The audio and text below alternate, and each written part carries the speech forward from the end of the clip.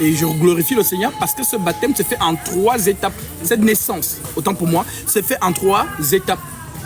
Tu crois, tu reçois le baptême pour le pardon de tes péchés et tu reçois le Saint-Esprit. Donc quelqu'un peut croire, recevoir le pardon des péchés au nom de Jésus, mais ne reçoit jamais le Saint-Esprit, comme ça s'est passé avec Simon le magicien. Voilà donc pourquoi il faut que les 3 attestent que tu es du Seigneur. Voilà pourquoi on dit qu'il y a 3 qui rendent témoignage, l'esprit, l'eau et le sang, et les 3 sont d'accord. Donc beaucoup peuvent venir se faire baptiser sans avoir la foi. C'est pas que sans avoir, ça veut dire que la personne, comment dire, est-ce que tu as la foi? Il va te dire oui. Mais maintenant, la foi de Dieu, c'est lui qui sait. Voilà pourquoi si tu l'as, il te donne son esprit. Il y a une foi dans la pensée, une fois que Dieu. Oui, c'est un peu comme les gens disent que l'Esprit Saint rend témoignage à notre esprit que nous sommes enfants de Dieu. Est-ce que tu vas demander à quelqu'un, est-ce que l'Esprit Saint rend témoignage? Oui. Maintenant, lui-même crée une voix dans sa tête, tu es mon enfant. Donc, il y a ce qu'on appelle les convictions humaines, les raisonnements humains. Mais c'est le point, on dit que la foi, c'est pas quelque chose qu'on peut décider de la foi. C'est l'Écriture. L'Écriture dit, vous êtes sauvés par la grâce. La grâce, c'est quoi? La grâce, c'est Jésus pendu au bois. C'est ça la grâce. L'homme qui est à la croix a pris les péchés de l'humanité. Maintenant, pour parvenir à cette grâce-là, il faut passer par un moyen qu'on appelle la foi. Et on dit donc que la foi, là, ne vient pas de toi. C'est un don de Dieu. C'est Dieu qui donne la foi. Nous sommes tous sauvés par la grâce, que ce soit les musulmans, que ce soit les... Jésus est à la croix pour tout homme sur la terre. Voilà donc pourquoi, pour parvenir, donc c'est un peu comme si nous sommes, comment dire, la péninsule. Maintenant, pour aller dans une île, il faut prendre quoi? Un bateau. Donc la foi est un bateau qui nous amène vers la croix. Donc vous êtes sauvés par la grâce, mais par le moyen de la foi. Et cela ne vient pas de vous, c'est un don de Dieu. Donc le don, c'est le don le plus merveilleux. Voilà pourquoi on dit, on peut lire ça. Prenons un cas de figure qui révèle vraiment ce que nous sommes en train de signifier. L'Écriture dit dans Actes chapitre 16 à partir du verset 15. Acte 16, verset 15. L'Écriture dit, le jour du sabbat, nous nous rendîmes hors de la porte vers une rivière, où nous pensions que se trouvait un lieu de prière. C'est la coutume des Juifs qui ont toujours, dans chaque ville, des 6 synagogues. Paul, c'est un Juif. Donc, il savait que pour prêcher aux Juifs, il faut aller dans ce genre de lieu-là. Maintenant, il dit, nous assîmes et nous parlâmes aux femmes qui étaient réunies. L'une d'elles, nommée Lydie. Elles sont plusieurs femmes réunies, mais une particulière s'appelle Lydie. L'une d'elles, nommée Lydie, marchande de poupe de la ville de Thyatire, était une femme qui craignait Dieu. Elle écoutait. Le Seigneur lui ouvrit le cœur pour qu'elle fût attentive à ce que disait Paul. Donc c'est Dieu qui ouvre son cœur. Quand on dit ouvrir le cœur, d'autres pensent à l'organe qui bat. Et pourtant le cœur dont on parle ici, c'est la pensée. L'esprit. Donc le Seigneur lui ouvrit le cœur. Pourquoi? Pour que les paroles d'onction qui sortent de la prédication de Paul entrent dans son esprit. Le Seigneur lui ouvrit le cœur pour qu'elle fût attentive à ce que disait Paul. Lorsqu'elle eut été baptisée, donc elle a cru. Et elle a pris son baptême. Lorsqu'elle eut été baptisée avec sa famille, donc elle a cru, maintenant elle a amené les gens de sa famille pour se faire baptiser. En d'autres termes, on retrouve cette même expression toujours dans le Acte 16. Paul, lorsqu'il arrive en prison, le geôlier, voilà, il dit, qu'est-ce que je dois faire pour être sauvé? Paul et Silas lui disent, crois au Seigneur Jésus et tu seras sauvé, toi et ta famille. Mais est-ce que la famille était donc, Paul arrive chez eux comme ça, il te met dans l'eau? Non. On dit qu'il est allé dans la maison du geôlier et il a prêché la parole. La famille donc a entendu et ils ont cru. Voilà comment ils ont aussi pris leur baptême cette nuit-là. C'était la nuit. Donc, effectivement, voilà donc pourquoi, lorsqu'elle eut été baptisée avec sa famille, elle nous fit cette demande. Si vous me jugez fidèle au Seigneur, entrez dans ma maison et demeurez-y. Donc Paul vient de prêcher la parole. Paul vient de la baptiser. Maintenant, elle exige que Paul vienne dans sa maison. Si vous me jugez fidèle au Seigneur, entrez dans ma maison et demeurez-y. Pourquoi? Parce qu'elle veut donner à manger à Paul. Car Jésus a dit, mangez de tout ce qu'on vous mettra sur la table. C'est votre salaire. Je n'ai pas dit que ton salaire, c'est la dîme. Voilà pourquoi on ne demande pas la dîme. Notre salaire, c'est ce qu'on peut nous donner par don volontaire. Le manger. C'est le Seigneur qui crée une question. Oui. Est-ce que quelqu'un qui est sur son lit de mort, Oui. qui accepte Jésus-Christ Oui. maintenant, Oui. est-ce qu'il est sauvé? Sans le Alors, baptême, non. Sans baptême d'eau ni d'esprit. comme nous disons, ça, ce sont nos suppositions. Le Dieu que nous prêchons, c'est un Dieu qui est fidèle à sa parole. Le Dieu que nous prêchons dit, celui qui croira et qui sera baptisé. Tu vas voir que beaucoup prennent souvent l'exemple de celui qui était à la croix, en disant, mais regarde celui qui était à la croix. Est-ce qu'il a été baptisé? Alors, il faut poser la question à ces personnes-là. Vous faites baptiser au nom de qui? Donc, celui qui est à la croix est en présence du baptême. Et c'est le baptême qui lui dit, tu es sauvé. Amen. Toi aussi, attends d'être avec lui à la croix pour qu'il te dise la même chose. Donc, toi, vu que tu n'es pas là-bas, baptise-toi. Comme avec Ponce Pilate aussi, non, quand tu l'as dit de vivre sans craindre, sans... Non, rien à voir. Non. Voilà donc pourquoi le Seigneur recommande donc aux disciples, allez et faites de toutes les nations des disciples, les baptisant au nom du Père, du Fils et du Saint-Esprit. Et c'est ce qui sème la confusion aujourd'hui. Ah non, Jésus a dit au nom du Père, du Fils et du Saint-Esprit. Mais ils ont aussi oublié que le même Jésus a dit, lorsque je m'en serai allé, le Consolateur viendra vers vous et il vous conduira dans toute la vérité. Donc celui qui doit nous conduire dans toute la vérité, c'est lui qu'on attend. Voilà pourquoi les apôtres ne peuvent pas prêcher tant que celui-là n'est pas encore arrivé. Ne vous éloignez pas de Jérusalem jusqu'à ce que je vous ai promis vienne sur vous. Vous recevrez une puissance et alors vous serez mes témoins à Jérusalem. En autre terme, ce n'est pas l'homme qui prêche. Parce que l'homme ne peut pas donner la foi. Celui qui donne la foi, c'est Christ. La foi vient de ce qu'on entend et ce qu'on entend vient de la parole de Christ. Donc Christ, lorsqu'il prêche au travers son vase, il te donne donc la foi pour que tu puisses prendre ton baptême conformément à la sainte doctrine.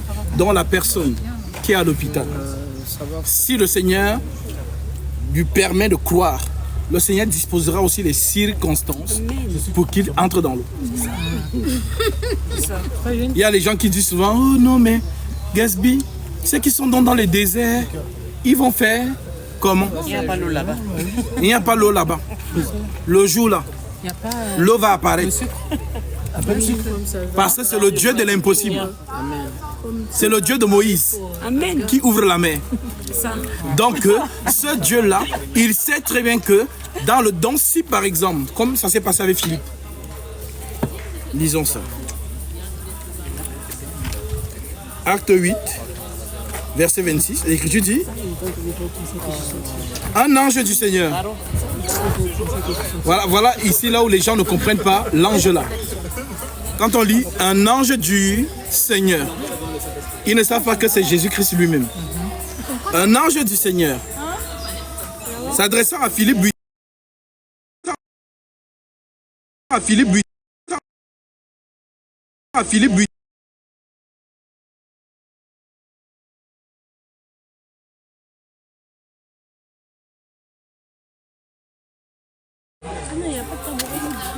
il se leva et partit, et voici un Éthiopien, un eunuque, ministre de Candace, reine d'Éthiopie, et surintendant de tous ses trésors venus à Jérusalem pour adorer, s'en retournait assis sur son char. Maintenant, celui-ci, il croit à ce que Philippe explique, et l'Écriture dit, l'eunuque dit à Philippe, je te prie, je prends directement le verset 38, il fit arrêter le char. Philippe et l'eunuque descendirent tous deux dans l'eau. Et Philippe baptisa l'eunuque. Quand il fut sorti de l'eau, l'Esprit du Seigneur enleva Philippe. Aujourd'hui, on dira que c'est la sorcellerie. Déjà, tu me vois, je suis en train de baptiser, subitement, je disparais. On vous avait dit non. D'abord, vous avez vu comment sa main trame, il fait l'appel aux sirènes. Les gens ont dit ça. Ça vague là. Justement. Donc, si aujourd'hui ça se passe, ça, les gens vont fuir. Ça. Pourtant, ça s'est passé au temps des apôtres. L'Esprit du Seigneur, donc l'ange qui a envoyé Philippe, c'est lui qu'on dit, l'Esprit du Seigneur enleva Philippe. Et le neutre ne le vit plus. Tandis que donc, le temps même de le remercier, il n'est plus là. Vraiment enlevé. Ouais. Tandis que le joyeux, il poursuivait sa route. Philippe se trouva dans Azote. Donc il atterrit dans une autre ville. Dans Azote, d'où il alla à Césarée et en évangélisant toutes les villes par lesquelles il passait. Amen. Ça c'est acte 16, non frère? Acte 8. Ah, 8, ah oui, 8. Parce que c'est dans acte 6 qu'ils ont été choisis, non? Oui. Avec les... Comment on appelle? Étienne. Oui. Oui, ma soeur. Alors, tu dis que la foi, c'est Dieu qui fait la grâce. Oui. Ça veut dire que... Non, je peux pas poser une question. Il ne fait pas la grâce à tout le monde, du coup. C'est un Non. don. Donc, s'il ne fait pas la grâce à tout le monde, ça veut dire qu'il sait d'avance ceux qui ne seront pas sauvés. C'est ça. Mais c'est ce qu'il dit. Je fais miséricorde à qui je fais et j'endurcis qui j'endurcis. Par exemple, dans le groupe, quand tu dis ceux qui ne sont pas du Seigneur, Oui. ils partiront d'eux-mêmes. Oui. Ceux-là, ils partiront, mais plus tard, ils peuvent avoir la grâce et revenir sur le chemin de la vérité. L'Écriture dit, le Seigneur ne se souvient pas des chemins des méchants. Il se souvient du chemin des justes. Ça veut dire que celui que Christ connaît, on dit il a préparé les bonnes heures afin que nous les pratiquions. Ça veut dire que dans la marche, elle est difficile, mais il tient. Il continue toujours. Il tombe, il se relève, il continue. Mais celui qui est venu forcer la marche, à un moment donné, la colline sera trop haute. Il va dire non, je reste ici. Et il va rester. Donc dans cette marche, on ne le force pas. Parce que Christ connaît qui est à lui et qui n'est pas à lui. Voilà donc pourquoi on nous parle de persévérance. Celui qui croira dans la persévérance, dans la marche. Je tombe, je me relève. Et c'est ce que le frère nous a lu tout à l'heure. Je vais relire ça.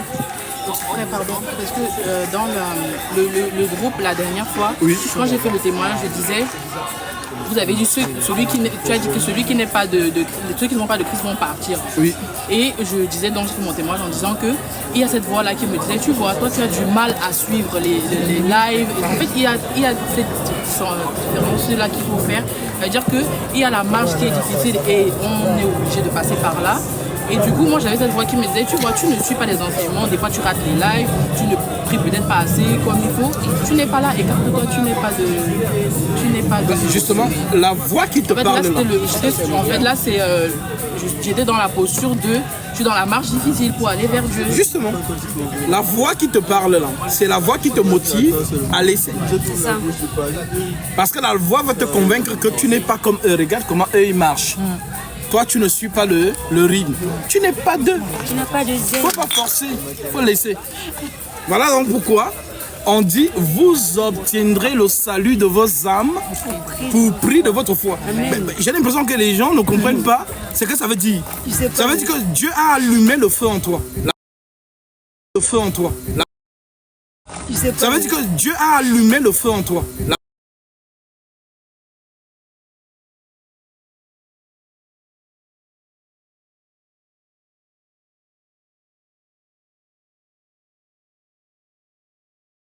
Donc, tu te relèves et tu continues sans te retourner. Ceux qui ne sont pas de Dieu vont se retourner, comme la femme de Lot. C'est deux choses différentes en fait. Entre tomber, se relever et retourner. Effectivement. Donc, j'ai cru, même si c'est comment, je tombe. Comment, tu as vu les boxeurs quand ils donnent une boule, ils tombent. Ils voient les étoiles. La Bible dit, c'est bon, c'est vrai, dit non. On va continuer. C'est ça la marche avec Jésus. D'où l'écriture, vous obtiendrez. Parce que les coups, c'est quoi? Je prends d'abord Colossiens chapitre 1, verset 15. L'écriture dit, Il est l'image du Dieu invisible, le premier-né de toute la création, car en lui ont été créés tout ce qui est dans, toutes les choses qui sont dans les cieux et sur la terre, les visibles, les invisibles, trône, dignité, domination, autorité. Tout a été créé par lui et pour lui. Il est avant toute chose et toute chose subsiste en lui. Il est la tête du corps de l'Église. Il est le commencement, le premier-né d'entre les morts, afin d'être en tout le premier. Car Dieu a voulu que toute la plénitude habite en lui.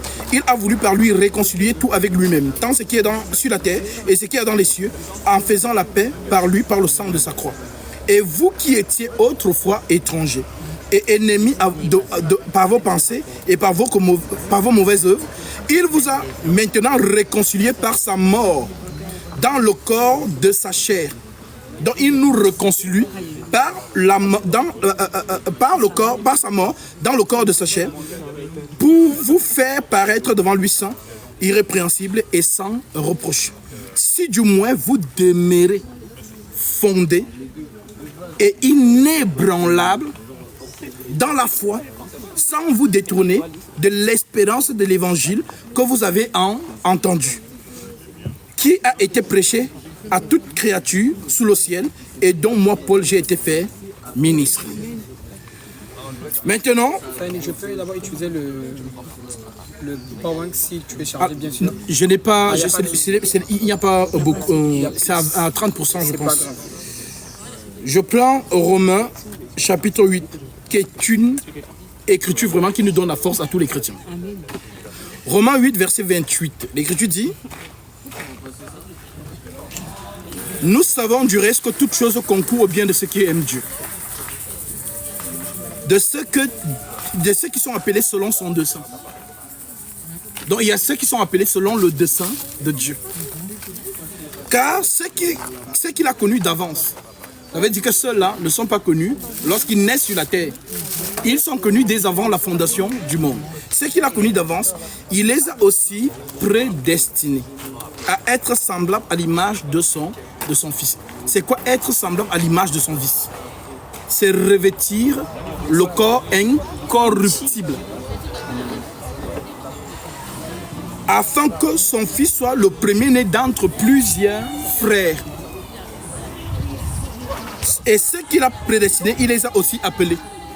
Ceux qu'il a appelés, il les a aussi justifiés. Et ceux qu'il a justifiés, il les a aussi glorifiés. Que dirons-nous donc à l'égard de ces choses? Si Dieu est pour nous, qui sera contre nous? Lui qui n'a point épargné son propre Fils, mais qui l'a livré pour nous tous, comment ne nous donnera-t-il pas toutes choses avec lui? Qui accusera les élus de Dieu? C'est Dieu qui justifie. Qui les condamnera? Christ est mort, bien plus, il est ressuscité. Il est assis à la droite de Dieu et intercède pour nous. Donc l'intercession, c'est lorsque toi tu as l'esprit de Christ, cet esprit te justifie en permanence. Tandis que l'autre esprit t'accuse. Le Saint-Esprit n'est pas un accusateur. Le Saint-Esprit est un consolateur. Donc lui, à chaque fois, sois forte ma fille, lève-toi, continue la marche. Il te motive. Donc peu importe ce que tu as fait, tout ce que tu fais là, c'est pour que Satan veut que tu abandonnes la foi. Effectivement, à chaque fois, en fait, la différence, c'est l'autre qui t'accuse en fait à chaque fois. Justement, la voix, c'est la conscience. Exactement. C'est deux avocats. Comme ça, j'ai une voix qui me dit lève-toi, va prier. Je m'en vais, mais en même temps, tu as la voix qui te dit que tu n'as pas trop prié aujourd'hui. Il faut encore aller. En fait, tu n'as pas bien prié. Constamment, voilà. Tu n'as pas lu tout ce qu'on a mis dans le groupe. Oui, c'est vrai. En fait, c'est vraiment ça la différence. Tu as l'autre qui est tout le temps en train de te dire tu n'as pas fait. Oui, parce que les deux avocats sont toujours là. Parce que ces deux avocats, oui. Ça, c'est maintenant la parole. Les gens ne savent pas que Satan aussi, c'est un avocat. Parce qu'il y a l'accusation, il y a la défense. Et que ce soit l'accusation, que ce soit la défense, les deux sont face au juge. Voilà donc pourquoi l'accusation donne les articles. Objection, monsieur le juge. Il est écrit que ce sont les fils du diable qui pêchent. Et juge, vous avez dit, l'âme qui pêche, c'est celle qui mourra. Oh juge, vous êtes fidèle à votre justice. Appliquez la sentence. Et le juge, c'est l'écriture. C'est écrit. Il a dit, l'âme qui pêche, c'est celle qui mourra. alors l'ennemi l'excite à accomplir sa parole. Maintenant, l'autre juge, l'autre avocat aussi, lui aussi dit, il est aussi écrit que les enfants de Dieu ne pêchent point, parce qu'ils ont la semence de Dieu en eux. Ils ne peuvent pécher parce qu'ils sont nés de Dieu.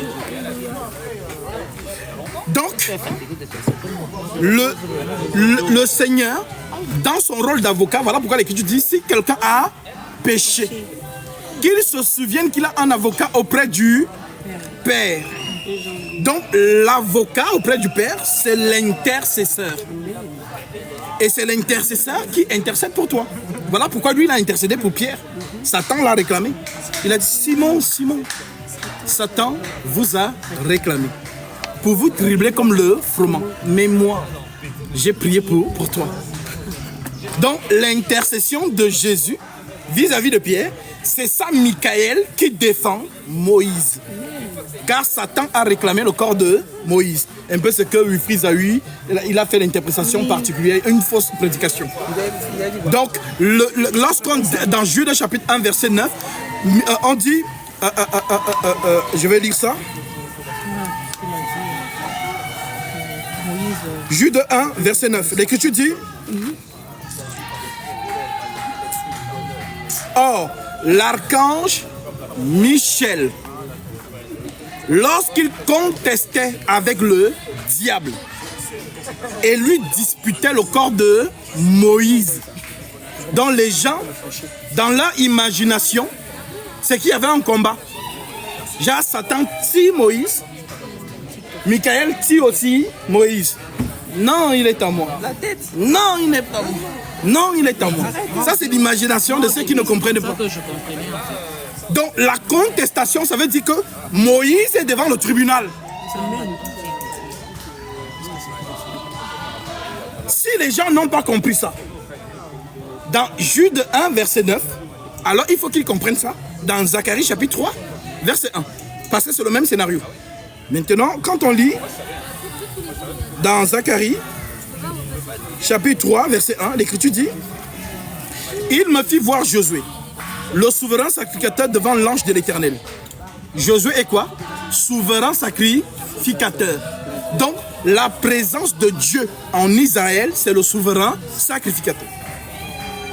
Donc, s'il y a un homme qui est saint en Israël, c'est le souverain sacrificateur. Maintenant, apparemment, Satan a attrapé le souverain sacrificateur dans le péché. Maintenant, il attrape, il accuse. Il a péché. Hein. Voici, je la main dans le sac. Maintenant, donc ils sont dans le tribunal. Il me fit voir Josué, le souverain sacrificateur, debout devant l'ange de l'Éternel. Et Satan qui se tenait à sa droite pour l'accuser. L'Éternel dit à Satan, que l'Éternel te réprime, Satan, que l'Éternel te réprime. Lui qui a choisi Jérusalem, n'est-ce pas là un tisson arraché du feu? Or, Josué était couvert de vêtements sales. Donc, Satan a raison, Josué est dans le péché. C'est ça qu'on appelle vêtements sales. Donc, le vêtement sale, c'est le péché. Voilà donc pourquoi on dit... Voilà donc pourquoi on dit... Or, Josué était couvert de vêtements sales et se tenait debout devant l'ange. L'ange prenant la parole dit à ceux qui étaient devant lui, ôtez-lui les vêtements sales. Donc ici, qui justifie Josué? C'est l'ange. L'ange dit, ôtez-lui les vêtements sales. Puis il dit à Josué, vois, je t'enlève ton iniquité. Quel est cet ange qui pardonne les péchés? C'est Jésus-Christ. Voilà donc pourquoi il dit à Josué, malgré que tes vêtements sont sales, j'enlève tes vêtements sales et je te revêts d'habits de fête. Je t'enlève ton iniquité et je te revêts d'habits de fête. Alors nous retrouvons cet ange-là dans Apocalypse chapitre 3 verset 18 qui dit, achète de moi de l'or éprouvé par le feu afin que tu deviennes riche et des vêtements blancs afin que tu sois vêtu et que la honte de ta nudité ne paraisse point. Et un colis pour oindre tes yeux afin que tu vois. Donc celui qui revêt, c'est Jésus. Donc le vêtement blanc, c'est la sanctification. L'esprit qui te justifie. Et la nudité, c'est le péché. Ça n'a rien à voir avec quelqu'un qui est nu, qui n'a pas d'habit. Voilà donc pourquoi dans le jardin d'Éden, on dit que j'ai entendu ta voix, je me suis caché parce que je suis nu. Les gens ont cru qu'il n'avait pas d'habit. Adam, dans le jardin d'Éden, c'est un homme sanctifié. C'est un homme qui a l'immortalité. Maintenant, le jour où il a mangé les morts, donc l'immortel est devenu mortel. C'est ça la nudité. En d'autres termes, celui qui peut mourir est nu. Celui qui a le Saint-Esprit n'est pas nu. Voilà pourquoi l'Écriture dit, celui qui croit en moi vivra quand même il serait mort. Parce que tu es revêtu de l'Esprit de Dieu, donc l'immortalité. Voilà pourquoi on peut dire, dans Romains 8, verset 9, pour vous, vous ne vivez pas selon la chair, mais selon l'Esprit. Si du moins l'Esprit de Dieu habite en vous. Si quelqu'un n'a pas l'Esprit de Christ, il ne lui appartient pas. Donc l'Esprit Saint en toi, c'est lui l'avocat qui te justifie en permanence. Voilà pourquoi on dit, lorsque Dieu a prouvé les voies d'un homme, il dispose même la voie de ses ennemis. Amen.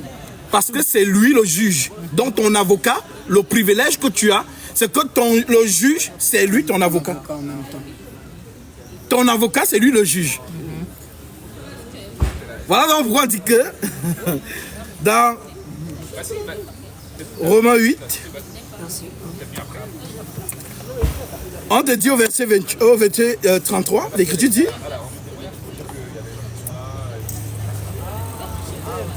que dirons-nous donc à l'égard de ces choses? Si Dieu est pour nous, qui sera contre nous? Lui qui n'a pas épargné son propre fils, mais qui l'a livré pour nous tous, comment ne nous donnerait-il pas toutes choses avec lui? Qui accusera les élus de Dieu? Il y a l'accusation. Qui accusera les élus de Dieu? C'est Dieu qui justifie. Qui les condamnera? Christ est mort. Bien plus, il est ressuscité. Et il est à la droite de Dieu et il intercède pour nous. C'est écrit, c'est Dieu qui justifie. L'ange qui a justifié. Donc, la droite, les gens pensent que non, Dieu est assis là. Et il y a sa gauche et sa droite. Pourtant, l'expression droite, c'est l'intercession. Donc, Dieu qui prie. Nous ne savons pas quoi demander dans nos prières. Mais l'Esprit lui-même intercède par des soupirs inexprimables. Et celui qui sonde les cœurs connaît quelle est la pensée de l'Esprit parce que c'est selon Dieu qu'il intercède en faveur de ceux. Dans notre prière est exaucée lorsque c'est Dieu lui-même qui prie. Voilà pourquoi Dieu a prié. Vous ne voyez pas la prière de Dieu? Jean 17. Jean 17. La prière, ça c'est sacerdotal. C'est là-bas où Dieu a prié pour nous. Je ne te prie pas de les ôter du monde, mais de les préserver du mal.